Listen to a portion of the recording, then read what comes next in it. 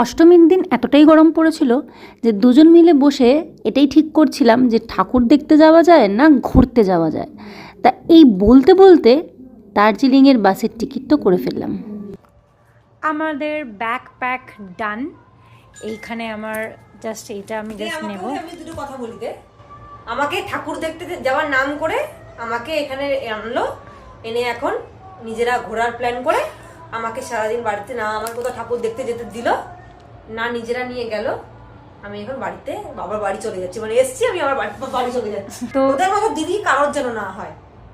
ওকে অনেকবার বলা হয়েছে, এখনো বলা হচ্ছে ঠাকুর দেখতে না ঘুরতে যাওয়ার জন্য, ও কিছুতেই যাবে না বলছে। ঘুরতে কি করে যাব, বাড়িতে কোনো একটা প্ল্যান নেই। আমি তো আর কারোর মানে কি বলবো, ওটা কি বলে সংসার না আমাদের যে চলে গেলাম গুটি, আমাকে তো বলতে হবে, আমাকে তারা বলবে না যে আমাকে রেখে হঠাৎ করে প্ল্যান করে চলে গেল, কি ভাববে। ওরে বাবা, যাচ্ছে দিদি আমার সাথে হঠাৎ করে নাকি প্ল্যান, এসব ভুলভাল কথা ডায়লগ দিচ্ছে, ইউটিউবে ডায়লগ দিচ্ছে। এখন কিছু না, ওকে যেতে বলা হচ্ছে, ও যাবে না। অষ্টমীর দিন শাড়ি পরে ঠাকুর দেখতে গেছে আর আমি জিন্স প্যান্ট পরে দিদির বাড়িতে বসে আছি। সাডেন প্ল্যান হলো আমাদের ঠাকুর দেখতে যাব না ঘুরতে যাব, দীঘা মন্দারমণি সব ছেড়ে। আমি দীঘা যেতে পছন্দ করি না, তো আমাদের সাডেন প্ল্যান হলো আমরা চলে যাচ্ছি নর্থ বেঙ্গল 2 days। আজকে যাচ্ছি আমরা, কালকে যাব, কালকে থাকবো, আর পরশুদিন 2 night 3 days এর প্ল্যান। হ্যাঁ, এক্সাইটেড। ওই এইটাকে নিয়ে যাবো ভাবছি। লোককে বাস দিলে তো নিজের এক্সাইটমেন্ট হবেই। ও এখন অনেক বড় বড় ডায়লগ দেবে, সো ডায়লগে আমি এখন ইগনোর।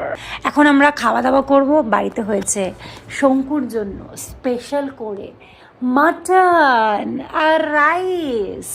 বাবার জন্য তো খাইনি, তো এই জন্য নবমীর লাঞ্চের প্ল্যান এগিয়ে চলে আসলো অষ্টমীর ইভিনিংয়ে। রাতের ডিনারে হয়েছে মাটনের ঝোল আর ভাত, গরম গরম খেয়ে বেরিয়ে পড়লাম।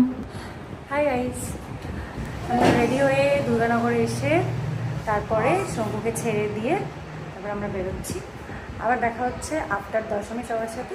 সে খুব ভালো করে পুজো কাটিয়েছো আশা করি, বিকজ আমারই যতক্ষণ বড় ব্লগটা যাবে মনে তখন আশা করি তোমার খুব ভালো পুজো কাটাবে। আমি কোথাও বেরোবো আর কিছু রেখে আসবো না, সেটা তো ইম্পসিবল। অ্যাজ ইউজুয়াল আমি ব্যাগটা বাড়িতে রেখে দিয়ে বাস স্ট্যান্ডে চলে এসেছি। অভিষেক হঠাৎ করে আমাকে বলছে যে পয়সার ব্যাগ ঠ্যাগ নেই তো বড়ো ব্যাগে। এখন আমার মনে পড়েছে যে আমি তো এই ব্যাগটাই রেখে দিয়ে চলে এসেছি বাড়িতে। আবার গেলাম, নিয়ে আসলাম।